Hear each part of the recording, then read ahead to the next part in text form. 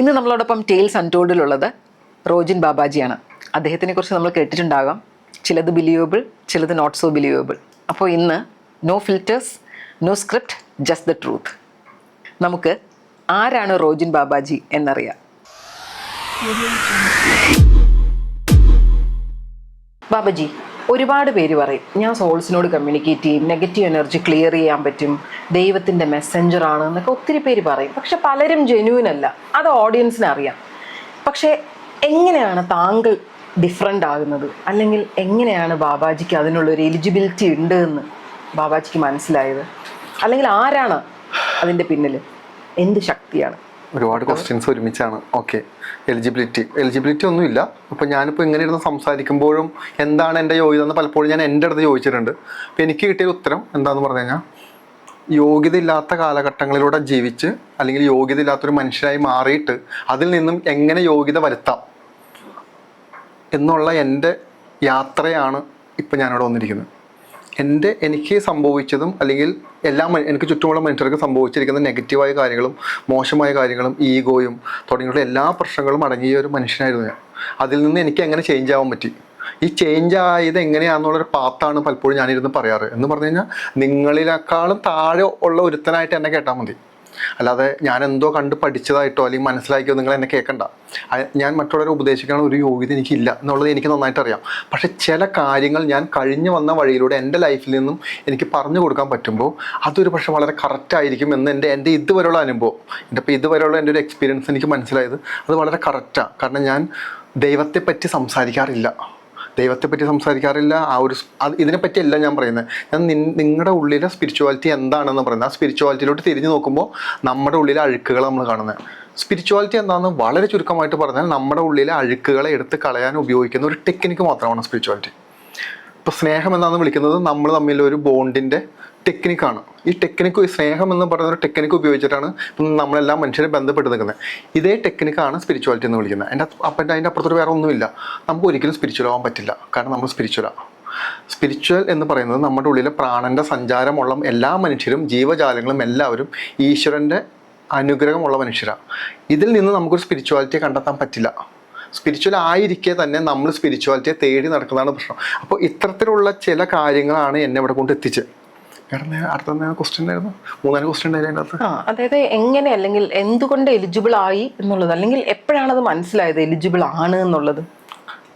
Life പരാജയപ്പെട്ട് തോറ്റ് നമ്മുടെ കയ്യിലുള്ളതെല്ലാം നഷ്ടപ്പെട്ട് അവസാനം കാൽച്ചുവട്ടിൽ മണ്ണ് മൊലിച്ചു പോയി നമ്മളൊരു ആത്മഹത്യയുടെ വക്കിലൂടെ കടന്നു പോയി നിൽക്കുമ്പോഴാണ് മനസ്സിലാവുന്നത്, ഓക്കെ ഇനി ഇതിനെ അതിജീവിക്കണമല്ലോ. ഈ അതിജീവനത്തിന്റെ പാത വന്നപ്പോഴാണ് മനസ്സിലാവുന്നത് ഈ ഫെയിലർ ആയിരുന്നു കറക്റ്റ്. ദാറ്റ് മീൻസ് ഈ അവസ്ഥ നമ്മുടെ എല്ലാവരുടെ ലൈഫിലും വരും എന്നുള്ളതാണ് അതിനകത്ത് കണ്ടീഷൻ. പരാജയമാണ് എൻ്റെ എലിജിബിലിറ്റി, തോൽവിയാണ്, തകർന്നു പോയ ലൈഫാണ് എൻ്റെ എലിജിബിലിറ്റി. അതിൽ നിന്നാണ് ഞാൻ നിന്ന് സംസാരിക്കുന്നത്, അതല്ലാതെ വേറെ ഒന്നുമില്ല. നമ്മൾ വിജയിക്കാൻ പഠിക്കുന്നതിന് മുമ്പ് തളരാതിരിക്കാൻ പഠിച്ചാൽ മതി.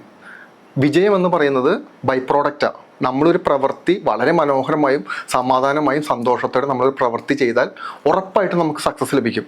അതിൻ്റെ ബൈ പ്രോഡക്റ്റാണ് പണം, സോഷ്യൽ സ്റ്റാറ്റസ്, നമ്മുടെ പ്രൊഫഷനിൽ ഉണ്ടാകുന്ന ഹൈക്ക്, നമ്മുടെ കുടുംബ ബന്ധങ്ങൾ, നമ്മുടെ ആരോഗ്യം തുടങ്ങിയിട്ടുള്ളതെല്ലാം ഒരു കാര്യത്തെ ഏറ്റവും മനോഹരമായി നമുക്ക് ചെയ്യുമ്പോൾ കിട്ടുന്ന ബൈ പ്രോഡക്റ്റുകളാണ്. ഈ ബൈ പ്രോഡക്റ്റുകൾക്ക് വേണ്ടി നമ്മൾ പ്രവർത്തിക്കേണ്ട ആവശ്യമില്ല. അതായത് നമ്മൾ എന്നാണോ പണത്തിന് വേണ്ടി പ്രവർത്തിക്കുക അന്ന് നമുക്കത് ലഭിക്കില്ല, പണം മാത്രമായി പോകും. അപ്പോൾ ഈ ഒരു കണ്ടീഷൻ ഇത് ഇങ്ങനെ മനസ്സിലായത് കൊണ്ടാണ് ഒരു എലിജിബിലിറ്റി എന്നൊരവസ്ഥ ഞാൻ ഒരിക്കലും ചിന്തിച്ചിട്ടില്ല. ഇത് എൻ്റെ ഒരു പരാജയത്തിൽ നിന്നാണ് ഇതെല്ലാം ഞാൻ മനസ്സിലാക്കിയത്. അപ്പോൾ ഇപ്പം എല്ലാം ഈ ഒരു വലിയൊരു യാത്രയെക്കുറിച്ച് പറഞ്ഞു, ഒരു ട്രാൻസ്ഫോർമേഷനെ കുറിച്ച് പറഞ്ഞു.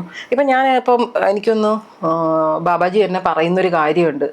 വിഷ്ണു ശ്രീകൃഷ്ണനെ പല അവസ്ഥകളിലൂടെ വിട്ടു. അത് കാരണം ശ്രീകൃഷ്ണൻ അർജുനനെ ഉപദേശിക്കാനുള്ള ആ ഒരു തട്ടിലേക്ക് ഉയർന്നതിൻ്റെ ഒരു വലിയൊരു കാരണം അതാണെന്ന്.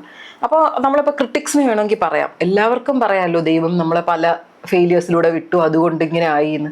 പക്ഷേ ആ ഒരു ട്രാൻസ്ഫോർമേഷൻ ജേർണി, ഇപ്പോൾ ഒരു കാര്യം എനിക്ക് മനസ്സിലായി, ആത്മഹത്യയുടെ ഇതിൽ നിൽക്കുമ്പോഴത്തേക്ക് പിന്നെ നമുക്ക് സീറോയാണ്, പിന്നെ ഒന്നും ആലോചിക്കാനില്ല. അതാണ് ലൈഫിൻ്റെ ഏറ്റവും അവസാനത്തെ ഒരവസ്ഥ. പക്ഷേ എന്നാലും ആ ഒരു ടേണിംഗ് പോയിന്റ്, അതായത് പരാജയപ്പെട്ട് നിൽക്കുമ്പോൾ എല്ലാവർക്കും എളുപ്പം എന്ന് പറയുന്നത് പരാജയത്തിനോട് കീഴടങ്ങാനാണ്. പക്ഷെ അവിടെ നിന്ന് ഫൈറ്റ് ചെയ്ത് തിരിച്ചു വരേണ്ടതാണ് ഞാൻ ചെയ്യേണ്ടത് എന്ന് എങ്ങനെയാണ് മനസ്സിലായത്? ഇവിടെ ഫൈറ്റ് ചെയ്യാനൊന്നുമില്ല. ഈ റിയാലിറ്റി നമ്മൾ എന്നാണോ മനസ്സിലാക്കുന്നത് അന്ന് നമ്മൾ രക്ഷപ്പെടും. നമ്മൾ എന്തിനോടെല്ലാം ഫൈറ്റ് ചെയ്യുന്നത്?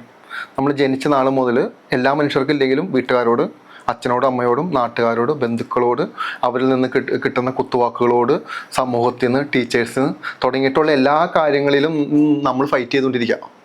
നമുക്കിവിടെ എന്തെങ്കിലും ലഭിക്കുന്നുണ്ടോ എന്ന് ചോദിച്ചാൽ ഒന്നും ലഭിക്കുന്നില്ല. അവസാനം അർജുനന് എന്താ ലഭിച്ചേ? ഇല്ല. നമുക്ക് അറിയില്ല എന്താ ലഭിച്ചതെന്ന് പോലും. നമുക്ക് എല്ലാം മഹാഭാരതം നമ്മൾ വളരെ രസകരമായി നമ്മൾ വായിച്ചു വന്ന അവസാനം എത്തുമ്പോൾ നമുക്ക് മനസ്സിലാവുന്ന ഒരു കാര്യം എന്താ ലഭിച്ച് അറിയില്ല. അതിനകത്ത് എന്താ നമുക്കത് മനസ്സിലാക്കാൻ പറ്റുന്നില്ല. ഇവിടെ നമുക്ക് ജയിക്കാനോ തോൽക്കാനോ ഒന്നുമില്ല. ഇവിടെ നമുക്ക് ആകെ ഉള്ളത് പീസ്ഫുൾ മൈൻഡ് മാത്രം. നമ്മുടെ സമാധാനത്തിലോട്ട് കടന്നു കയറുന്ന കാര്യങ്ങളെ തടയാൻ പറ്റാത്തതാണ് നമ്മുടെ പ്രശ്നം. ആ കൺസേൺ എന്ന് പറയുമ്പോൾ നമുക്ക് മറ്റുള്ള മനുഷ്യരോടുള്ള സ്നേഹമോ അല്ലെങ്കിൽ പോട്ടെ അല്ലെങ്കിൽ ഞാൻ എന്തെങ്കിലും പറഞ്ഞു കഴിഞ്ഞാൽ അവർക്ക് വേദനിക്കും എന്നുള്ളൊരു തോന്നലിന്നാണ്. ഇവിടെ നമ്മളിന്ന് സമൂഹത്തിൽ കാണുന്ന ഒരു 70-80% മനുഷ്യരും ഏറ്റവും കൂടുതൽ വേദനിച്ചിരിക്കുന്ന സ്വന്തം വീട്ടിൽ നിന്നാണ്. അവിടെ നിന്നാണ് തുടക്കം. പെയിൻ്റെ തുടക്കം അവിടെ നിന്നാണ്. പെയിൻ എങ്ങനെ നിങ്ങൾ എങ്ങനെ പെയിൻ അനുഭവിക്കേണ്ട ഒരു വ്യക്തിയായിട്ട് മാറണം. പെയിൻ തരുമ്പോൾ നിങ്ങൾ അതിനെ എങ്ങനെ മാനേജ് ചെയ്യണം. പെയിൻ തരുമ്പോൾ നിങ്ങൾ എങ്ങനെ കരയണം, ശബ്ദം ഉണ്ടാക്കാതെ കരയണം, വീട്ടിലിരുന്ന് കരയണം, പുറത്തു പോയി ഒരാളോട് സഹായം തേടാൻ പാടില്ല, തുടങ്ങിയിട്ട് നിങ്ങളെ പെയിൻ എങ്ങനെ അനുഭവിക്കാം എന്ന് പറയുന്ന ട്രെയിനിങ്ങാണ് വീടിൻ്റെ അകത്ത് നിന്ന് കിട്ടുന്നത്. ഞാൻ എല്ലാവരുടെ കാര്യമല്ല കേട്ടോ പറയുന്നത്. ഭൂരിപക്ഷം മനുഷ്യരെയും അവിടെ നിന്നാണ് ട്രെയിനിൻ്റെ ഭാഗമായിട്ട് നമ്മൾ വിടുന്നത്. ഇതെല്ലാം നമ്മുടെ പരാജയത്തിൻ്റെ കാരണമാണ്.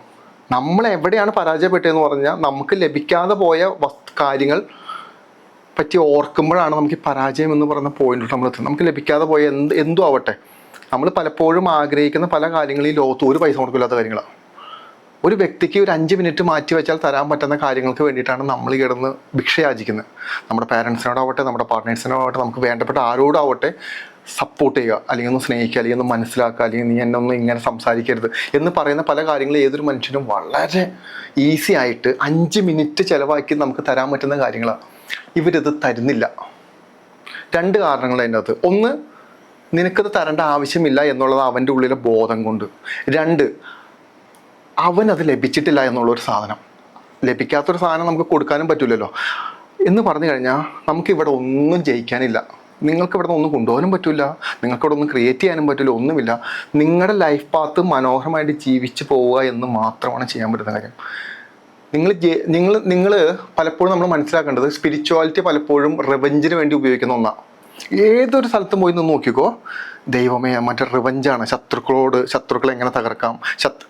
ശത്രുക്കളെ നമ്മൾ തകർക്കുന്നതിന് പകരം നമുക്ക് എങ്ങനെ ശത്രുവിനേക്കാളും വലിയവനാവാം എന്ന് ചിന്തിച്ചാൽ മതി. ശത്രു തനിയെ തകർന്നോളും. പക്ഷെ നമ്മൾ മാറ്റി വെക്കുന്ന സമയം മുഴുവനും ആവശ്യമില്ലാത്ത കാര്യങ്ങൾക്കാണ്. ഇവിടെ നിന്നാണ് നമുക്ക് നേരത്തെ പറഞ്ഞ പരാജയം എന്ന് പറഞ്ഞ സാധനം വരുന്നത്. ഇവിടെ ഒന്നും ജയിക്കാനില്ല. നിങ്ങളിനി എന്ത് പറഞ്ഞാലും നിങ്ങൾക്ക് അവസാനം ഒന്നും ലഭിക്കില്ല. അവസാനം സമാധാനപരമായിട്ട് എങ്ങനെ മരിക്കാം എന്ന് മാത്രം ചിന്തിച്ചാൽ മതി. അതാണ് ഏറ്റവും വലിയ കാര്യം. അതിൻ്റെ അപ്പുറത്തേക്ക് വേറെ ഒന്നുമില്ല. കാരണം നമ്മൾ നഷ്ടപ്പെട്ടത്, നമ്മളെപ്പോഴും ചിന്തിക്കുന്നത് എന്താ, എൻ്റെ കുഞ്ഞാണ് എനിക്ക് വലുത്, എൻ്റെ ഭർത്താവാണ് എനിക്ക് വലുത്, എൻ്റെ അച്ഛനാണ് എനിക്ക് വലുത്, എൻ്റെ അമ്മയാണ്, എൻ്റെ മറ്റ് പല വസ്തുക്കളാണ് എനിക്ക് വലുതെന്ന് ചിന്തിക്കുന്ന പോയിന്റ് നിങ്ങൾ മനസ്സിലാക്കണം. നിങ്ങളുണ്ടെങ്കിലേ ഇതെല്ലാം ഉള്ളൂ. നിങ്ങളുണ്ടെങ്കിൽ നിങ്ങൾക്ക് മകളുള്ളൂ, നിങ്ങളുണ്ടെങ്കിൽ നിങ്ങൾക്ക് ഭർത്താവുള്ളൂ, നിങ്ങളുണ്ടെങ്കിൽ നിങ്ങൾക്ക് അച്ഛനമ്മയുള്ളൂ, നിങ്ങളുണ്ടെങ്കിൽ നിങ്ങൾ സമ്പാദിച്ച നിങ്ങളുടെ ആരോഗ്യം, നിങ്ങളുടെ സൗന്ദര്യം, നിങ്ങളുടെ പണം, ബാങ്ക് ബാലൻസ് എല്ലാം ഉള്ളൂ. നിങ്ങളെന്ന് പറയുന്ന ഒരു വ്യക്തിയുടെ മാനസികാവസ്ഥയിൽ എന്തെങ്കിലും തരത്തിലുള്ള ബുദ്ധിമുട്ടുകളോ തകരാറുകളോ വന്നാൽ ഈ പറയുന്ന വ്യക്തികൾ പലരും നിങ്ങളെ തൂക്കിയെടുത്ത് പുറത്തേക്ക് എറിയും. നാളെ ഒരിക്കലും ശല്യമാണെന്ന് പറയും. തുടങ്ങിയിട്ട് എന്ത് വേണമെങ്കിലും സംഭവിക്കും. അത് നിങ്ങളുടെ മരണത്തിന് കാരണമാവും. ദാറ്റ് മീൻസ് പുറകോട്ട് ചിന്തിക്കൂ. നിങ്ങളെ ആദ്യം നിങ്ങൾ ഓക്കെ ആക്കിയാൽ മാത്രം മതി. ഈ നമ്മളെ ഓക്കെ ആക്കുന്ന പ്രോസസ്സ് നമ്മളെല്ലാവരും വീടിൻ്റെ അകത്ത് എല്ലാവരും ചെയ്താൽ അതായിരിക്കും ഏറ്റവും മനോഹരമായ കുടുംബം. അങ്ങോട്ടും ഇങ്ങോട്ടും ഓക്കെ ആക്കാൻ നമുക്ക് സാധിക്കില്ല ഒന്നാമത്തെ കാര്യം. പക്ഷെ നമ്മൾ അതിനുവേണ്ടി പരിശ്രമിച്ചുകൊണ്ടിരിക്കുക. അത് ഭയങ്കര നടക്കുന്ന കാര്യമല്ല. അപ്പം അതുകൊണ്ട് നമ്മളെ നഷ്ടപ്പെടാതെ പ്രത്യേകം ശ്രദ്ധിക്കുക. അത്രയേ ഉള്ളൂ. ഓക്കെ. ഇപ്പോൾ ബാബാജി പറഞ്ഞൊരു കാര്യം, ഈ കോൺവെർസേഷൻ്റെ ഇടയിൽ പറഞ്ഞൊരു കാര്യമാണ്, നമുക്ക് ഏറ്റവും കൂടുതൽ ബുദ്ധിമുട്ട് കിട്ടുന്നത് നമ്മുടെ ഇൻസൈഡ് ഫാമിലിയാണ്. ബാബാജിയുടെ ജേർണി നോക്കുകയാണെങ്കിൽ ഭയങ്കര ഒരു റോളർ കോസ്റ്റർ റൈഡ് പോലെയാണെന്നാണ് എനിക്ക് തോന്നുന്നത്. കാരണം ഒരു ക്രിസ്ത്യാനിറ്റിയിൽ ഒരു വിശ്വാസത്തിൽ ജനിക്കുകയും ചർച്ചിൽ വളരുകയും ചെയ്തിട്ട് പിന്നെ ഒരു എൻറ്റയർലി ഡിഫറെൻ്റ് ആയിട്ടുള്ള വേറൊരു എന്താ പറയുക ഒരു റിലീജിയൻ്റെ വിശ്വാസത്തിലേക്ക് കടക്കുകയും അവിടെ ഒത്തിരി പ്രാക്ടീസ് ചെയ്യുകയൊക്കെ ചെയ്യുന്നുണ്ട്. അപ്പോൾ ആ ഒരു ഇതിൽ എസ്പെഷ്യലി റിലേറ്റീവ്സ്, പാരൻസ്, സിബ്ലിങ്സ്, ബന്ധക്കാർ, ആൾക്കാർ ഒത്തിരി കുറ്റപ്പെടുത്തില്ല. കാരണം എസ്പെഷ്യലി തുടക്കത്തിൽ അവരുടെ വിശ്വാസത്തിൽ നിന്നും ബാബാജിയുടെ വിശ്വാസം വേർതിട്ടിരിക്കുന്നു ഒരു കാര്യം. അപ്പം എന്തെങ്കിലും ആ തുടക്കത്തിലെ ജേർണിയിൽ എന്തെങ്കിലും നഷ്ടപ്പെട്ടിട്ടുണ്ടോ? ലൈക്ക് ഒരു റോജിനിൽ നിന്നും ഒരു റോജിൻ ബാബാജി ആയപ്പോൾ എന്താണ് ലൈഫിൽ ലൂസ് ചെയ്തത്? ബോധമുറയ്ക്കാത്ത പ്രായത്തിൽ നമ്മളിലോട്ട് വിശ്വാസം കുത്തിയേൽപ്പിക്കുന്നതല്ലേ ശരിക്കും എന്നെ തകർത്ത ഏറ്റവും വലിയ കാര്യം. ഈശ്വരനെ തിരഞ്ഞെടുക്കാനും അതിനെക്കുറിച്ച് മനസ്സിലാക്കാനും ഏത് മതത്തിലോട്ട് പോകണമെന്നും എല്ലാം തീരുമാനിക്കേണ്ട ഞാൻ എന്നെ അച്ഛനും അമ്മയുടെ സ്വന്തമാണെന്ന് എന്നെ മനസ്സിലാക്കിയ പോയിന്റിൽ, അല്ലെങ്കിൽ ആ വീട്ടിൽ ജനിച്ചു എന്ന് മനസ്സിലാക്കിയ പോയിന്റിൽ ഇവർക്ക് എല്ലാവർക്കും എന്നിൽ എന്തോ അവകാശം വന്നു. ഒരു കുഞ്ഞുങ്ങൾക്ക് അല്ലെങ്കിൽ ഒരു കുഞ്ഞെന്ന് പറയുന്ന അല്ലെങ്കിൽ മക്കളെന്ന് പറയുന്നവരിൽ ഒരു പാരൻസിന് അവകാശമില്ല. ഇത് സൃഷ്ടിയാണ്. ആ കുഞ്ഞ് ഈ ഭൂമിയിൽ പല കർമ്മങ്ങളും ചെയ്യാൻ വേണ്ടി ജനിച്ച ഒരു ബോധമാണ്. ആ കുഞ്ഞിൻ്റെ ബോധത്തിനോ ഈ ശരീരത്തിനോ ഒന്നും നമുക്ക് ഒരു പങ്കുമില്ല. നമ്മളിലൂടെ ഈ പരിവർത്തനം സംഭവിക്കുന്നെന്ന് മാത്രമേ ഉള്ളൂ. എന്നിലോട്ട് ഇവർ തന്ന വിശ്വാസം എൻ്റെ അനുഭവത്തോടെ തന്ന വിശ്വാസമല്ല. ഇതിനകത്ത് എൻ്റെ പെർമിഷനും ഇല്ല, ഒന്നുമില്ല. ആ വിശ്വാസത്തിൽ നിന്ന് വട്ടം കറങ്ങി തെറ്റാന്നല്ല ഞാൻ പറയുന്നത്. ഒരുപാട് ചോദ്യങ്ങൾക്ക് ഉത്തരം കിട്ടാതെ വന്നപ്പോൾ അത് പാരൻസിനോടും ചോദിച്ചു, എല്ലാവരോടും ചോദിച്ചു. അവസാനം ഞാൻ സെമിനാരിൽ പോകാൻ വേണ്ടി തീരുമാനിച്ചു. അവിടെ നിന്ന് പിന്നെ തിരിച്ചിറങ്ങി പോരേണ്ടി വന്നു. തുടങ്ങിയിട്ടുള്ള കാര്യങ്ങളെല്ലാം വന്നപ്പോൾ എനിക്കൊരു കാര്യം മനസ്സിലായി. എന്നെ കണ്ടെത്താൻ എനിക്ക് പറ്റുന്നില്ല. എനിക്ക് ദൈവത്തെ അല്ല കണ്ടെത്തണ്ടേ, എനിക്ക് ഈശ്വരനെ കണ്ടെത്തണ്ട. എനിക്ക് എന്നെ കണ്ടെത്തിയാൽ മതി.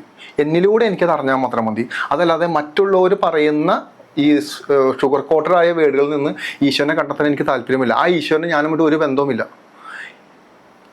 ഇത്തരത്തിലുള്ള കുറേ ക്വസ്റ്റ്യൻസാണ് എന്നെ ആ മറ്റൊരു മതത്തിൽ നിന്നും ഇത് ഒരു മതമാണെന്ന് പോലും ഞാൻ പറയില്ല, ഇതിൻ്റെ റിയാലിറ്റി മനസ്സിലാക്കാൻ എന്നെ പഠിപ്പിച്ചത്.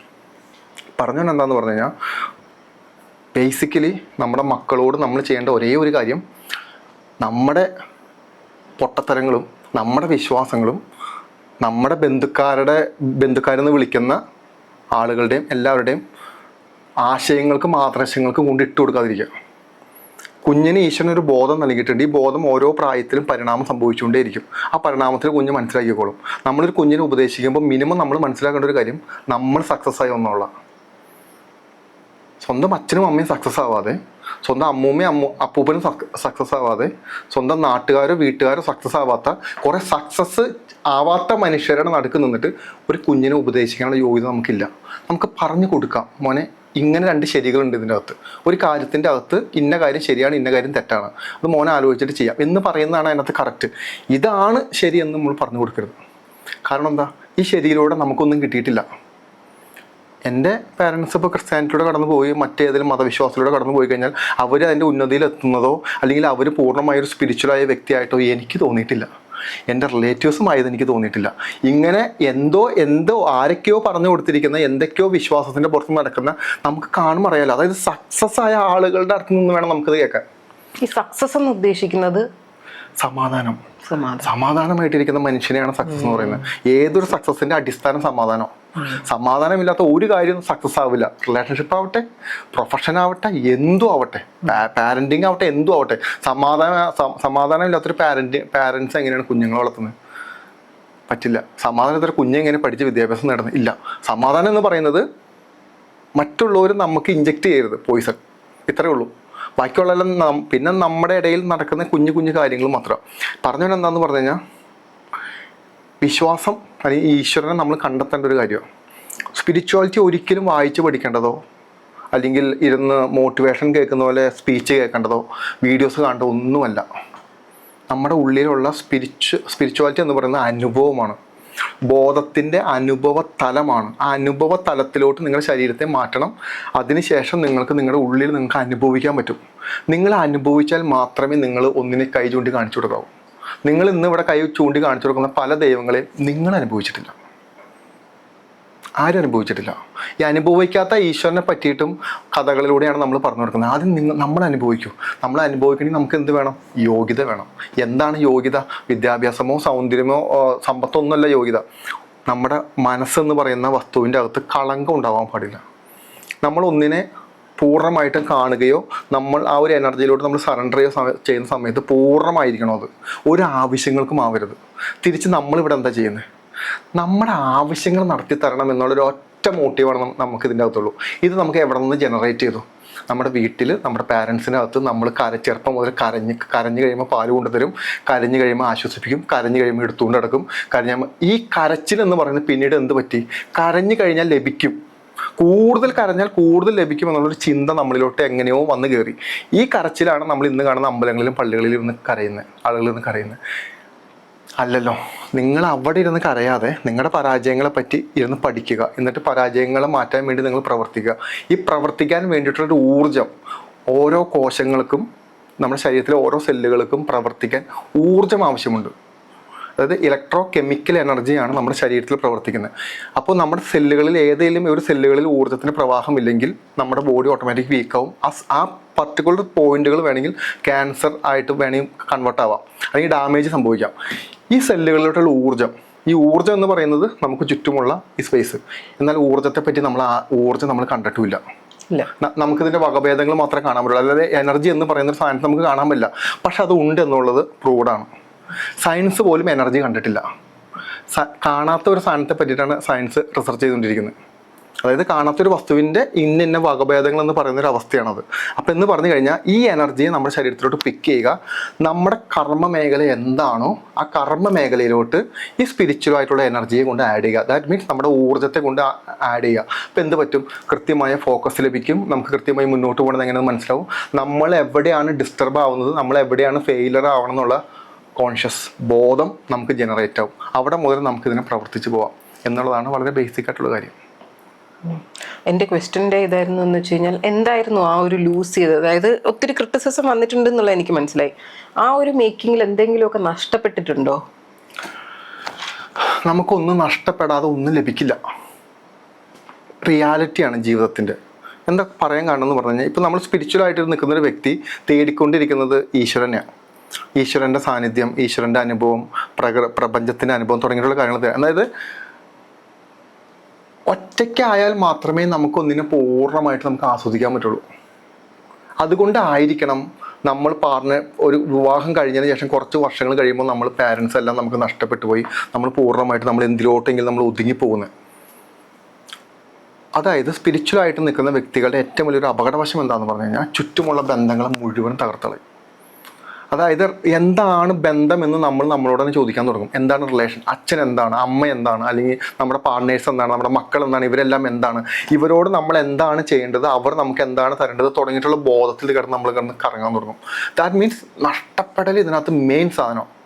അപ്പം നമ്മൾ ചിന്തിക്കും, ഇതെന്തുകൊണ്ട് എനിക്ക് പണം ലഭിക്കാത്ത, എന്തുകൊണ്ട് എനിക്ക് ജോലി ലഭിക്കാത്ത? ഇല്ല, ആദ്യം നമ്മളെ ഇതിൽ നിന്നെല്ലാം പറിച്ചെടുത്ത് ഒരു സ്ഥലത്ത് കൊണ്ട് പ്ലേസ് ചെയ്യും. എന്നിട്ട് നമ്മളെ അവിടെ ഇരുത്തും. സൈക്കോളജിക്കലി ഇതിനെ ഡിപ്രഷനൊക്കെ നമുക്ക് വിളിക്കാം. പക്ഷേ അവിടെ ഇരുത്തും. എന്താണ് ഡിപ്രഷൻ നമ്മൾ ചിന്തിക്കണം. നമ്മൾ കൂടുതൽ സമയം നമ്മുടെ ശരീരത്തിലോട്ട് ചലനമില്ലാതെ നമ്മൾ എവിടെയെങ്കിലും സ്വസ്ഥമായിട്ട് കിടക്കുകയോ ഇരിക്കുകയോ ചെയ്യുന്നൊരവസ്ഥയാണ്. ഈ സമയത്ത് നമ്മൾ എന്താ ചിന്തിക്കുന്നത്? നമ്മുടെ അവസ്ഥകളെ പറ്റി ചിന്തിക്കുന്നത്. ദാറ്റ് മീൻസ് നമ്മുടെ കുറവുകളെ പറ്റിയിട്ടോ നമ്മുടെ ഇല്ലായ്മകളെ പറ്റിയിട്ടോ നമ്മുടെ ഫെയിലിയേഴ്സിനെ പറ്റിയിട്ടായിരിക്കും നമ്മൾ ഈ സമയത്ത് ചിന്തിക്കുന്നത്. ഇത് നിങ്ങളെ കറക്റ്റ് ചെയ്യാൻ വേണ്ടി പ്രപഞ്ചം അല്ലെങ്കിൽ ശരീരം ഓട്ടോമാറ്റിക്കായിട്ട് തരുന്ന ഒരു ധ്യാന അവസ്ഥയാണ് ഡിപ്രഷൻ എന്ന് പറയുന്നത്. അതിനെ ഡിപ്രഷൻ ഇട്ട് വിളിക്കുക. നിങ്ങൾ ഇരിക്കണം, കാരണം നിങ്ങൾക്ക് ഫെയിലിയർ പറ്റി, നിങ്ങൾക്ക് തെറ്റ് പറ്റി. ആ തെറ്റ് പറ്റിയത് മാറ്റാൻ വേണ്ടി നിങ്ങൾ അവിടെ ഇരുന്നേ പറ്റൂ. ഇരുന്ന് നിങ്ങളത് ക്ലിയർ ചെയ്യണം. ഇത് ആര് പറഞ്ഞു തരാൻ വേണ്ടി മാറ്റാൻ വേണ്ടി ഇരിക്കണേ അല്ല. അപ്പം എന്ന് പറഞ്ഞു കഴിഞ്ഞാൽ ഈ നഷ്ടപ്പെടലുകൾ അടുത്ത ഘട്ടത്തിലോട്ടുള്ള നമ്മുടെ കാലെടുത്ത് വെപ്പ. പക്ഷെ എന്ത് നഷ്ടപ്പെട്ടു, അത് എങ്ങനെ നഷ്ടപ്പെട്ടു, ഇനി അത് എന്ത് സംഭവിച്ചു, നമ്മുടെ ഉള്ളിലെ മിസ്റ്റേക്കുകൾ എന്താണ് തുടങ്ങിയിട്ടുള്ള കാര്യങ്ങൾ മനസ്സിലാക്കിയാൽ മാത്രമേ അതിന് ക്ലാരിറ്റി കിട്ടുള്ളൂ. അതുകൊണ്ട് സ്പിരിച്വാലിറ്റിയിൽ ഒറ്റപ്പെടൽ ഉറപ്പാണ്. അത് സ്പിരിച്വലായിട്ട് ഇരിക്കുന്ന ആൾക്ക് കൃത്യമായിട്ട് മനസ്സിലാവും. ഭർത്താവിൻ്റെ ഭാഗത്തുനിന്ന് ഒരു സ്നേഹം കിട്ടില്ല, ഒരു അറ്റാച്ച്മെൻറ്റ് കിട്ടില്ല. അപ്പോൾ എന്ത് പറ്റും? ഒറ്റപ്പെടും. മക്കളുടെ ഭാഗത്തുനിന്ന് കിട്ടില്ല, സമൂഹത്തിൻ്റെ ഭാഗത്തുനിന്ന് ഒരു അംഗീകാരം കിട്ടില്ല. ഈ പ്രാക്ടീസുകളെല്ലാം, ഈ ട്രെയിനിങ് എല്ലാം ഒരു വ്യക്തിയെ ഭയങ്കരമായിട്ട് സ്ട്രോങ് ആക്കും. അതെങ്ങനെയാണെന്ന് പറഞ്ഞു കഴിഞ്ഞാൽ, ടിൻറ്റുവിന് 10 പേര് സ്നേഹിക്കുമ്പോഴാണോ 10 ശത്രുക്കൾ ആണോ ടിൻറ്റുവിനെ ഒരു ഉയർന്ന തലത്തിലോട്ട് ഉയർത്തുന്നത്, സ്ട്രോങ് ആക്കുന്നത്? 10 പേര് സ്നേഹിക്കാനുള്ളപ്പോഴായിരിക്കില്ല. സ്നേഹിക്കാനുള്ളപ്പോൾ ടിൻറ്റുവിനെ ഇങ്ങനെ ഓമനിച്ച് നശിപ്പിച്ചു കളയും. 10 ശത്രുക്കൾ ഉള്ളപ്പോൾ ഈ 10 പേരെ എങ്ങനെ മറികടക്കാമെന്നായിരിക്കും ടിൻറ്റു ചിന്തിക്കുന്നത്. ദാറ്റ് മീൻസ് ശത്രുക്കൾ നമുക്ക് ജനറേറ്റ് ചെയ്യുന്നത് നമ്മളെ സ്ട്രോങ് ആക്കാൻ വേണ്ടിയിട്ടാണ്. നമ്മുടെ കുറവുകൾ നമുക്ക് അപ്പോൾ മനസ്സിലാവും. ഈ 10 ശത്രുക്കൾ നമ്മൾ എടുത്ത് നോക്കുമ്പോൾ നമുക്ക് മനസ്സിലാവും, ഓക്കെ ഇന്ന കുറവുകൾ ഇന്ന പ്രശ്നങ്ങൾ എനിക്കുണ്ട്, എനിക്ക് ഇതിനെ അതിജീവിച്ചേ പറ്റൂ എന്നുള്ളത്. പെയിൻ എന്ന് പറയുന്നത്, ഇപ്പം ഞാൻ പറഞ്ഞപ്പോൾ ഈ നഷ്ടപ്പെടലിനെ പറ്റി പറഞ്ഞ പെയിൻ എന്ന് പറയുന്നത് ശരിക്കും പറഞ്ഞാൽ ഒരു ധ്യാനം നമ്മൾ എങ്ങനെയാണോ നടത്തുന്നത് ആ അവസ്ഥയാണ്. It's A meditation state. 3 തരത്തിലുള്ള വേണമെങ്കിൽ പറയാം 3 തരത്തിലുള്ള മെഡിറ്റേഷൻ അവസ്ഥ നമുക്കുണ്ട് ഓട്ടോമാറ്റിക്കായിട്ട്. ഒന്ന് അമിതമായി സന്തോഷിക്കുന്നത്, ഒന്ന് അമിതമായി ദുഃഖിക്കുന്നത്. ഇത് 2 മെഡിറ്റേഷൻ സ്റ്റേറ്റാണ്. എന്ന് പറഞ്ഞു കഴിഞ്ഞാൽ നമ്മൾ ഒരു ധ്യാനത്തിന് ഇരിക്കുന്ന, നമ്മൾ മെഡിറ്റേഷൻ ഇരിക്കുന്ന സമയത്ത് നമ്മൾ ആർട്ടിഫിഷ്യലായിട്ട് ശ്വാസത്തെ ഹഠയോഗകൾ ചെയ്ത് നമ്മൾ ഉയർത്തിക്കൊണ്ടുവന്ന് ശരീരത്തിൻ്റെ ന്യൂറോൺസിനെ ആക്ടിവേറ്റ് ചെയ്യിപ്പിക്കുന്ന പ്രവർത്തനത്തെയാണ് മെഡിറ്റേഷൻ എന്ന് വളരെ സിമ്പിളായിട്ട് നമുക്ക് വിളിക്കാൻ പറ്റുന്നത്. സന്തോഷിക്കുമ്പോഴും ദുഃഖിക്കുമ്പോഴും നമ്മുടെ ന്യൂറോൺസ് ആക്ടിവേറ്റ് ആവും ഓട്ടോമാറ്റിക്കായിട്ട്. അതുകൊണ്ടാണ് നമുക്ക് കഴിഞ്ഞു പോയ ഓർമ്മകളെല്ലാം വളരെ വേഗത്തിൽ വരുന്നത്, നമുക്ക് വളരെ ഒച്ചത്തിൽ സംസാരിക്കാൻ പറ്റുന്നത്. ശ്രദ്ധിച്ചിട്ടുണ്ടോ? നമ്മൾ ഒരിക്കലും ദുഃഖിച്ചിരിക്കുമ്പോൾ നമ്മളിങ്ങനെ അയ്യോ എന്ന് പറഞ്ഞല്ല ദുഃഖിച്ചിരിക്കുന്നത്, നമ്മുടെ ശരീരമൊക്കെ അങ്ങ് വലിഞ്ഞു മുറുകും, ബോധം ഭയങ്കര ഷാർപ്പാവും, നമ്മൾ കാണുന്നതും കേൾക്കുന്നതും ഭയങ്കര ആക്യുറേറ്റ് ആവും. ഇതാണ് ശരിക്കും നമ്മൾ ആർട്ടിഫിഷ്യൽ മെഡിറ്റേഷൻ ചെയ്യുമ്പോൾ നമ്മുടെ ശരീരത്തിൽ സംഭവിക്കുന്നത്. ഇത് തന്നെയാണ് ഈ 2 സമയങ്ങളും നമ്മൾ മാനേജ് ചെയ്യാൻ പഠിച്ച അടുത്ത ഘട്ടത്തിലോട്ട് നമ്മുടെ ബോധത്തിന് പരിണാമം സംഭവിക്കും. അതായത് ബ്രെയിനിൻ്റെ എക്സ്പാൻഷൻ സംഭവിക്കും. ഞാൻ പറഞ്ഞ് മനസ്സിലാവുന്നുണ്ടോ? ഈ ബ്രെയിൻ എക്സ്പാൻഷൻ സംഭവിക്കുമ്പോഴാണ് നമുക്ക് എന്താ സംഭവിച്ചത് നമുക്ക് അറിയാൻ പറ്റുള്ളൂ. അതായത് എന്താണ് നമ്മുടെ പ്രശ്നം എന്ന് നമ്മൾ മനസ്സിലാക്കിയാൽ മാത്രമേ നമ്മുടെ പ്രശ്നത്തിൻ്റെ സൊല്യൂഷൻ നമുക്ക് കാണാൻ പറ്റുള്ളൂ. നമ്മൾ സൊല്യൂഷന് വേണ്ടി ഓടിക്കൊണ്ടിരിക്കുക. സൊല്യൂഷൻ കുറേ നമ്മൾ കണ്ടെത്തും, പക്ഷേ ആ സൊല്യൂഷൻ കൊണ്ട് അപ്ലൈ ചെയ്യുമ്പോൾ അത് വർക്കൗട്ട് ആവുന്നില്ല. നമുക്ക് കിട്ടുന്ന സൊല്യൂഷൻ പറഞ്ഞു എന്നാന്ന് പറഞ്ഞാൽ, സ്പിരിച്വാലിറ്റി എന്ന് പറയുന്നത് ഉറപ്പായിട്ട് നിങ്ങൾ ഒറ്റപ്പെടും, നിങ്ങൾ തനിച്ചാവും, നിങ്ങൾ 4 ഭിത്തികളുടെ ഉള്ളിൽ ഒതുങ്ങപ്പെടും. 4 ഭിത്തിയുടെ ഉള്ളിൽ ഒതുങ്ങപ്പെടുമ്പോൾ നിങ്ങളോട് ചില ചോദ്യങ്ങൾ നിങ്ങളുടെ മനസ്സ് ചോദിക്കും. നിനക്ക് ഇപ്പോൾ ആരുണ്ട്? നീ ഇത്ര നാൾ നിന്നെ സഹായിച്ചില്ലേ? നിന്നെ സ്നേഹിച്ച ആളുകളൊക്കെ നിനക്ക് എവിടെ? നീ ഇപ്പോൾ നാളെ എന്ത് ചെയ്തു? നീ ഇത്ര നാൾ കഷ്ടപ്പെട്ടത് നീ ആർക്കായിരുന്നു? നിൻ്റെ ആരോഗ്യവും നിൻ്റെ ഇതെല്ലാം കളഞ്ഞത് എന്തിനായിരുന്നു? നമ്മളിവിടെ വന്നത് മറ്റുള്ളവരെ ഹെൽപ്പ് ചെയ്യാനല്ല, പക്ഷെ മറ്റുള്ളവരെ ഹെൽപ്പ് ചെയ്യേണ്ടതെന്നല്ല പറയുന്നത്. ആദ്യം നമ്മുടെ കുറവുകളും നമ്മുടെ മിസ്റ്റേക്കുകളും നമ്മുടെ പ്രോബ്ലംസും ആദ്യം നമ്മളെടുത്ത് മാറ്റിയിട്ട് വേണം നമ്മൾ ഷുഗർ കോട്ടഡായ ഫേസ് ഇട്ട് നടക്കാൻ.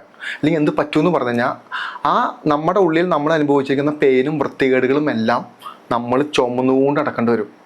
കുറച്ച് നാൾ നിങ്ങൾ ആദ്യം സ്പിരിച്വൽ ആവുന്നതിനൊക്കെ മുമ്പ് നിങ്ങൾ ആദ്യം ഒന്ന് മാറിയിരിക്കൂ. ഞാൻ ഈ പറഞ്ഞ പോലെ ഒറ്റപ്പെടട്ടെ, നല്ലതാ. തനിച്ചാവട്ടെ, നല്ലതാ. ഒറ്റപ്പെടലിൽ നിന്നാണ് നിങ്ങളെ കണ്ടെത്താൻ പറ്റുള്ളൂ. ഒറ്റപ്പെട്ടാലാണ് നിങ്ങളുടെ കുറവുകൾ നിങ്ങൾക്ക് കണ്ടെത്താൻ പറ്റുള്ളൂ. ഒറ്റപ്പെട്ടാലാണ് നിങ്ങളുടെ കഴിവില്ലായ്മ നിങ്ങൾക്ക് കണ്ടെത്താൻ പറ്റുള്ളൂ. ഒറ്റപ്പെട്ടാലാണ് ഇനി നിങ്ങൾക്ക് ആരുമില്ല എന്നുള്ള വിശ്വാസം നിങ്ങൾക്ക് വരുള്ളൂ.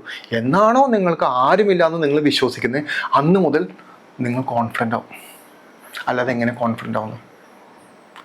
ഈശ്വരൻ എന്ന് വിളിക്കുന്നത് കോൺഫിഡൻസാണ്. വളരെ കൃത്യമായിട്ട് നമ്മൾ ഒറ്റ വാക്കിൽ ഈശ്വരൻ എന്താണെന്ന് വിളിച്ചാൽ ഇറ്റ്സ് എ കോൺഫിഡൻസ്. നിങ്ങൾക്ക് എന്തും ചെയ്യാനുള്ള വൃത്തികേടുകളല്ല, നമുക്ക് എന്തും ചെയ്യാനുള്ള, എന്തിനെ നേരിടാനുള്ള കോൺഫിഡൻസ് എന്ന് പറയുന്ന വസ്തു നിങ്ങൾക്ക് ഉണ്ടാകണമെങ്കിൽ അത് നിങ്ങൾ സ്പിരിച്വൽ ആയേ പറ്റൂ. ഇവിടെ നിങ്ങൾ ക്ഷേത്രത്തിൽ പോകണ്ട, പള്ളി പോകണ്ട, മെഴുതിരി കത്തിക്കേണ്ട, ഒന്നും വേണ്ട. ഈ ഈശ്വരനെ നിങ്ങൾ കോൺഫിഡൻസ് ആയിട്ട് മാത്രം കണ്ടാൽ മതി, വേറെ ഒന്നുമില്ല അതിൻ്റെ അകത്ത്. ഇനി ഒരു നോർമൽ ലൈഫ് ജീവിക്കാൻ പറ്റുമോ? ഇനിയൊരു നോർമൽ ലൈഫ് ഇല്ല എന്നുള്ളതാണ് ഇതുവരെ എനിക്ക് മനസ്സിലായൊരു കാര്യം. കാരണം ഞാനൊരു ക്രിസ്ത്യാനിയായിരുന്നു. അപ്പോൾ എനിക്ക് അതിൻ്റേതായ കുറേ പ്രശ്നങ്ങൾ എനിക്ക് ഉണ്ടായിരുന്നു. ഭക്ഷണത്തിൻ്റെ കാര്യത്തിൽ, സംസാരത്തിൻ്റെ കാര്യത്തിൽ തുടങ്ങിയിട്ട് ഒരുപാട് പ്രശ്നങ്ങൾ എനിക്ക് ഉണ്ടായിരുന്നു. ഇതെല്ലാം തനിയെ നിന്നു. അതായത് ഞാനൊരു ക്ഷേത്രത്തിൽ പോയിട്ട് തിരിച്ചിറങ്ങി വരുന്ന സമയത്ത് കുറച്ച് വർഷങ്ങൾക്ക് മുമ്പ് ഞാനൊരു കടയിൽ കയറിയിട്ട് ചിക്കൻ വാങ്ങിച്ചു കറി കഴിക്കാൻ. ചിക്കൻ കഴിച്ച് വായിൽ വെച്ചതും ഞാൻ അബോധാവസ്ഥയിലോട്ട് പോയി. അമ്പലത്തിൽ കഴിഞ്ഞിട്ട് ഇറങ്ങിയതാണ്. അബോധാവസ്ഥയിലോട്ട് പോയിട്ട് കുറേ സമയത്തിന് ശേഷം ഞാൻ എഴുന്നേറ്റ്. ഈ സമയത്ത് ഞാൻ ചെന്ന് കയറിയത് മണികട്ട് എന്ന് പറഞ്ഞൊരു ഘാട്ടിൽ ചെന്നിട്ട് അവിടെ ഇവിടുത്തെ ശരീരങ്ങൾ കത്തിക്കുന്ന സ്ഥലത്ത് എൻ്റെ സോള് പോയി നിൽക്കുക. ഈ സ്ഥലത്ത് ഒരു പൂവങ്കോഴി ഇരുന്ന് എന്നെ നോക്കിയിരിക്കുന്നുണ്ട്. ഇതാണ് ഞാൻ ഹോട്ടലിൻ്റെ അകത്ത് വെച്ചിട്ടാണ് ആലോചിക്കണേ, സ്വപ്നം കണ്ടതിനെ പറ്റിയിട്ടല്ല കേട്ടോ പറയുന്നത്. അതായത് കുറേ നാൾക്ക് ശേഷം ഒരു ക്രേവിങ്സ് വന്നപ്പോൾ ഞാൻ കഴിച്ചതാണ്. വർഷങ്ങൾക്ക് മുന്നുള്ള കാര്യം പറയുന്നത്. അന്ന് എനിക്ക് അന്ന് വന്നത് എൻ്റെ വായിലിരിക്കുന്നത് ഒരു മൃതശരീരമാണ്, ഒരു ശരീരമാണ്, മരിച്ചുപോയ എന്തിൻ്റെ ഒരു ശരീരമാണ് എന്നുള്ളൊരു ബോധത്തിലൂടെ ഞാൻ എത്തി. അന്ന് മുതൽ പിന്നെ എനിക്കിത് കഴിക്കാൻ പറ്റിയിട്ടില്ല. നോൺ വെജ് കഴിക്കാൻ പറ്റിയിട്ടില്ല, കഴിക്കാൻ പറ്റില്ല എനിക്ക്. അത് എന്താ അതായത് ഇത് തനിയെ സംഭവിക്കുന്ന പലപ്പോഴും പല ആളുകളും ചോദിക്കാറുണ്ട്, ഈ സ്പിരിച്വലായിട്ട് ഇരിക്കുന്ന സമയത്ത് നമുക്ക് നോൺ വെജ് കഴിക്കാമോ? അങ്ങനെയൊന്നുമില്ല. നിങ്ങൾക്ക് കഴിക്കണേ കഴിക്കാം, കഴിക്കാതിരിക്കണേ കഴിക്കാതിരിക്കാം. നിങ്ങളുടെ ഫുഡ് ഹാബിറ്റുകൾ നിങ്ങൾ ഫോഴ്സ്ഫുള്ളി സ്റ്റോപ്പ് ചെയ്യരുത്. അത് നിങ്ങൾക്ക് ഫ്രസ്ട്രേഷൻ ഡെവലപ്പ് ചെയ്യും. ആർട്ടിഫിഷ്യലായിട്ട് നോർമലായിട്ട് അത് നിങ്ങൾക്ക് കട്ടായിക്കോളും.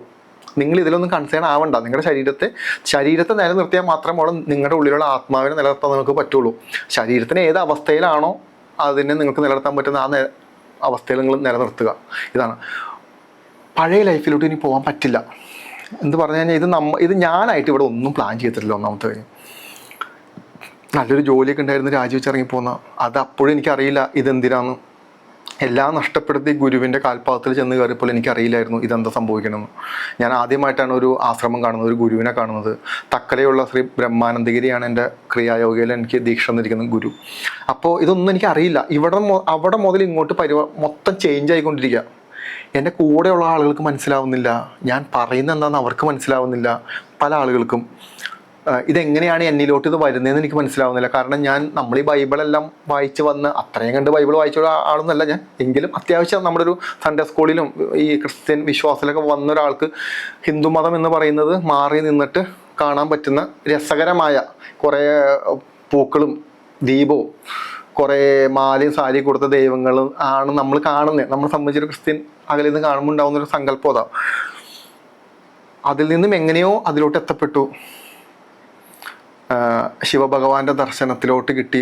അത് കഴിഞ്ഞിട്ട് ആദ്യത്തെ അനുഭവം ശിവഭഗവാന് ദർശനം ലഭിക്കുന്ന, അവിടെ നിന്ന് പിന്നീട് ഒരുപാട് സ്പിരിച്വലായിട്ടുള്ള അനുഭവങ്ങൾ ഉണ്ടാകുന്നു. തനിയെ ഒരു എന്താ പറയുക, ഒരു ആത്മീയ വഴിയിലോട്ട് തിരിയുന്നു. തനിയെ കുറേ ആളുകൾ വരുന്നു. അപ്പോൾ ഇന്ന് ഞാൻ ജോലി രാജിവെച്ചിട്ട് നടക്കുന്ന സമയം എനിക്ക് എന്ത് ചെയ്യണമെന്ന് എനിക്ക് അറിയില്ല. ഞാൻ അപ്പോഴും ഇന്ന് മനസ്സിലാക്കിയ ഒരു കാര്യം എന്താണെന്ന് പറഞ്ഞു കഴിഞ്ഞാൽ, നിങ്ങൾ സ്പിരിച്വൽ പാത തിരഞ്ഞെടുത്താൽ ഇനി നിങ്ങളൊന്നും അതിനകത്ത് ചെയ്യണ്ട. നിങ്ങളുടെ മുന്നിലെല്ലാം വരും. ആ വരുന്നത് നിങ്ങൾ ആഗ്രഹിച്ച കാര്യങ്ങളാണെന്ന് വിചാരിക്കരുത്. അതായത് നല്ല കാറ്, നല്ല വീട്, നല്ല സൗന്ദര്യമുള്ള ഒരു ഭാര്യ നല്ല ആയിരിക്കണം എന്നില്ല. നിങ്ങൾക്ക് വേണ്ടത് നിങ്ങൾക്ക് അവിടെ വന്നോളും.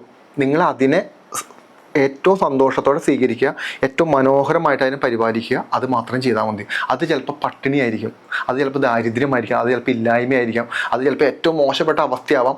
അതിൽ നിന്നും നിങ്ങൾ എന്തോ പഠിക്കാനുണ്ട് എന്നുള്ളതാണ് സന്ദേശം. അത് പഠിച്ചു കഴിയുമ്പോൾ നിങ്ങൾ അടുത്ത ഘട്ടത്തിലോട്ട് കൊണ്ടുപോകുള്ളൂ. പണം വേണമെങ്കിൽ അത് അങ്ങനെ, ബന്ധങ്ങൾ വേണമെങ്കിൽ അങ്ങനെ, ഇതെല്ലാം നിങ്ങൾക്ക് സൈഡിൽ കൂടെ വന്നോളും. ഇത് അവിടെ നിന്ന് അങ്ങോട്ട് എന്തായിരുന്നു ക്വസ്റ്റ്യൻ ചോദിച്ചേ? ഒരു നോർമൽ ലൈഫ്. അതെ, ഓക്കെ. അവിടെ നിന്ന് അങ്ങോട്ട് മൊത്തം ചേഞ്ച് ആയിപ്പോയി. എൻ്റെ വസ്ത്രത്തിൽ ഞാൻ ചേഞ്ച് വന്നു. ഇതൊന്നും ഞാൻ മനഃപൂർവ്വം ചെയ്യണില്ല. വസ്ത്രത്തിൽ ചേഞ്ച് വന്നു, എൻ്റെ ഉറക്കത്തിൽ ചേഞ്ച് വന്നു, രാവിലെ എഴുന്നേൽക്കുന്നത്, മെഡിറ്റേഷൻ കാര്യങ്ങളെല്ലാം മൊത്തത്തിൽ ചേഞ്ചായി. പലപ്പോഴും എൻ്റെ അമ്മയ്ക്ക് പോലും മനസ്സിലാവാറില്ല ഞാൻ എന്താ ചെയ്തുകൊണ്ടിരിക്കുന്നത്. പലപ്പോഴും നമുക്ക് ദർശനം ലഭിക്കും, നമ്മൾ എന്താണ് ചെയ്യേണ്ടതെന്നുള്ള പ്രവൃത്തി വരും. പലപ്പോഴും ചിലപ്പോൾ ആത്മാക്കളുടെ സാന്നിധ്യം വന്ന് കയറും. ചിലപ്പോൾ നമ്മൾ രാത്രി മൊത്തം ഒന്ന് കമ്മ്യൂണിക്കേറ്റ് ചെയ്യേണ്ടി വരും. നമുക്ക് അതിനിടയ്ക്ക് നമ്മൾ കൺസൾട്ടേഷൻ വരും. ഏകദേശം ആ ഒരു യാത്ര ഇപ്പോൾ തുടങ്ങിയിട്ട് ഏകദേശം ഒരു 40-45ഓളം മുകളിൽ രാജ്യങ്ങളിലാണ് കൺസൾട്ടേഷൻ പോകുന്നത്. ഇതൊന്നും ഒരു വീഡിയോ പോലും ഞാൻ ഇന്ന് വരെ പബ്ലിസിറ്റിക്ക് വേണ്ടി ചെയ്തിട്ടില്ല. ഞാൻ എപ്പോഴും ചിന്തിക്കുന്നൊരു കാര്യമോ, ഞാൻ ചാനലിൻ്റെ അകത്തിരുന്നിട്ട് ഓരോ വിഷയങ്ങളെപ്പറ്റി പറയുമ്പോഴും ഇതെൻ്റെ ജീവിതത്തിൽ ഇന്ന് വരെ പറയാത്തൊരു വിഷയമാണ്. നിങ്ങൾ ഈ വിഷയം ഗൂഗിൾ ചെയ്ത് നോക്കിക്കോ, നിങ്ങൾക്ക് ഗൂഗിളിൽ വിഷയം കിട്ടില്ല. അതായത് ഒരു പുസ്തകങ്ങൾ, കഴിഞ്ഞ പ്രാവശ്യം എന്നെ ഒരാൾ കണ്ടപ്പോൾ ചോദിച്ചു, ബാബാജി ഇത് എവിടെ നിന്ന് ഈ സബ്ജക്റ്റുകൾ പറയണേ, ഏത് ബുക്കിൽ നിന്നാണ്? ഞാൻ ഒരു ബുക്ക് വായിച്ചിട്ടല്ല സബ്ജക്റ്റുകൾ പറയുന്നത്. ബോധത്തിൻ്റെ പരിണാമം സംഭവിച്ചു കഴിയുമ്പോൾ അത്ഭുതകരമായ രഹസ്യങ്ങളുടെ നിലവറയാണ് നിങ്ങൾക്ക് ഓപ്പണായി കിട്ടുന്നത്. അതായത് ഈ പ്രപഞ്ചത്തിൻ്റെ രഹസ്യം എന്താണ്, നിങ്ങളുടെ ശരീരം എന്താണ്, എനർജി എന്താണ്, ആത്മാക്കൾ എന്താണ്, സോളുകൾ എന്താണ്, ബ്ലാക്ക് മാജിക് എന്താണ് തുടങ്ങിയിട്ടുള്ള വളരെ സീക്രട്ട് ആയിട്ടുള്ള ഡേറ്റകൾ നിങ്ങളിലോട്ട് എത്തും. ഇതിൻ്റെ ഉദാഹരണം പറഞ്ഞു കഴിഞ്ഞാൽ, നമ്മൾ ഇന്ന് കാണുന്ന പല ഗ്രന്ഥങ്ങളും, ഇപ്പോൾ ഒരു ഗ്രന്ഥം എടുത്തോ, ഈ ഗ്രന്ഥം എഴുതിയ ഒരാളുണ്ടാവുമല്ലോ, ഈ ആൾക്ക് ഈ ഗ്രന്ഥത്തെ പറ്റി എവിടെ നിന്ന് അറിഞ്ഞു? നമ്മൾ ഇന്ന് കാണുന്ന ഏത് പുരാണങ്ങളും എടുത്തോ, ഏത് ഉപനിഷത്തുകൾ എന്തും എടുത്തോ, ഈ വ്യക്തിക്ക് ഇത് എവിടെ നിന്ന് കിട്ടി ഇൻഫർമേഷൻ? അത് നൂറ്റാണ്ടുകൾക്ക് മുമ്പ്. ഇതിനെയാണ് ബോധത്തിൻ്റെ പരിണാമം എന്ന് പറയുന്നത്. ഇത് ഒരു വൺ ടൈം നമ്മളിലോട്ട് കണക്റ്റ് ആയി കഴിഞ്ഞാൽ നിങ്ങളിലോട്ട് ഇൻഫർമേഷൻ ഒഴുകിക്കൊണ്ടേയിരിക്കും. നിങ്ങൾ പറയാൻ തുടങ്ങും, നിങ്ങൾ സംസാരിക്കാൻ തുടങ്ങും, നിങ്ങൾക്ക് അടങ്ങിയിരിക്കാൻ പറ്റില്ല, നിങ്ങൾ സംസാരിച്ചുകൊണ്ടേയിരിക്കും. അതിപ്പോൾ കല്ലേറാണെങ്കിലും നിങ്ങൾ എത്ര മോശമാക്കി പറഞ്ഞാലും നിങ്ങളുടെ ഉള്ളിലോട്ട് ബോധത്തിലോട്ട് ഇത് വന്നുകൊണ്ടേയിരിക്കും. ഇതിനാണ് ബ്രെയിൻ എക്സ്പാൻഷൻ എന്ന് പറയുന്നത്. ബോധത്തിൻ്റെ പരിണാമം സംഭവിച്ചു കഴിഞ്ഞാൽ അതീന്ദ്രിയമായ അത്ഭുതകരമായ പല കാര്യങ്ങളും നിങ്ങളോട്ടും സംഭവിക്കും. അപ്പം നിങ്ങൾ ഓരോ വിഷയത്തെ പറ്റിയിട്ടും വളരെ വിത്ത് സെക്കൻഡുകൾക്കുള്ളിൽ നിങ്ങൾക്ക് ഇൻഫർമേഷൻ വരും. നിങ്ങൾക്ക് അതെന്താണെന്നുള്ളത് അത് വളരെ കറക്റ്റായിരിക്കും. ഇത് നമ്മൾ അറിഞ്ഞില്ല. അപ്പം ഞാൻ പറഞ്ഞതെന്നു പറഞ്ഞാൽ, ഞാൻ പലപ്പോഴും ഓരോ ഇൻ്റർവ്യൂവിലിരുന്നും ഓരോ സബ്ജക്റ്റുകളെ പറ്റി പറഞ്ഞിട്ട് ഞാൻ വീട്ടിൽ പോയിട്ട് ഞാനിരുന്ന് കണ്ടു കഴിയുമ്പോൾ എനിക്ക് മനസ്സിലാവാറില്ല ഞാൻ എന്താ പറയണത് പലപ്പോഴും. അതായത് ഇത് പറയാനുള്ള ഒരു ബുക്കുകൾ ഞാൻ വായിച്ചിട്ടില്ല, ഇത് പറയാനുള്ള ഒരു വേദങ്ങൾ ഞാൻ കണ്ടിട്ടില്ല, ഇത് പറയാനുള്ള ആ ഒരു അനുഭവ തലത്തിലോട്ട് ഞാൻ എത്തിയിട്ടില്ല, ഒന്നും എനിക്കറിയില്ല. പക്ഷേ ആ സബ്ജക്റ്റുകൾ നമ്മൾ പറയുന്നു. ദാറ്റ് മീൻസ് ഞാൻ അതിരാവിലെ വീട്ടിൽ നിന്ന് ഇറങ്ങുന്ന സമയത്ത് എനിക്ക് ചില കമ്മ്യൂണിക്കേഷൻ വരും. അതായത് ഞാൻ എന്ത് വിഷയം സംസാരിക്കണം, ഞാൻ എങ്ങനെ പെരുമാറണം, എന്ത് സംഭവിക്കാൻ പോകുന്നു തുടങ്ങിയിട്ടുള്ളൊരു ഈ ഗൈഡൻസിലൂടെയാണ് സഞ്ചരിക്കുന്നത്. എൻ്റെ അപ്പുറത്തോട്ട് എനിക്കൊന്നുമില്ല. ഞാൻ എന്ന് പറയുന്നൊരു വ്യക്തിക്ക് ഒരു കഴിവുമില്ല എന്ന് പല ഇൻ്റർവ്യൂവിലും ഞാൻ പറയുന്ന. എനിക്കിതിനെപ്പറ്റി പറയാനറിയില്ല, എനിക്ക് ഇതിനെപ്പറ്റിയുള്ള ബോധമില്ല, ഇതിനെപ്പറ്റി സംസാരിക്കാനുള്ള കഴിവ് എനിക്കില്ല. പക്ഷേ ഇത് എന്നിലൂടെ സംഭവിക്കുന്നു. അതാണ് നമ്മൾ നേരത്തെ പറഞ്ഞില്ലേ ശ്രീകൃഷ്ണൻ്റെ കാര്യം, ഭഗവാന്റെ കാര്യം. ശ്രീകൃഷ്ണൻ എന്തായിരുന്നു എന്നുള്ളത് ഭഗവാൻ വിഷ്ണുവിൻ്റെ കണ്ണിലൂടെ നോക്കിയാൽ നമുക്ക് മനസ്സിലാവുള്ളൂ. ജീസസ് ക്രൈസ്റ്റിന് എന്ത് പറ്റി എന്നുള്ളത് ഈശ്വരൻ്റെ കണ്ണിലൂടെ നോക്കിയാൽ നമുക്ക് മനസ്സിലാവുള്ളൂ. പരിവർത്തനത്തിന് വിധേയമാക്കപ്പെട്ടു, എന്നിട്ട് ആത്മീയമായിട്ട് ഉന്നതിയിലോട്ട് ഉയർത്തപ്പെട്ടു എന്നാണ് നമുക്ക് മനസ്സിലാക്കുന്നത്.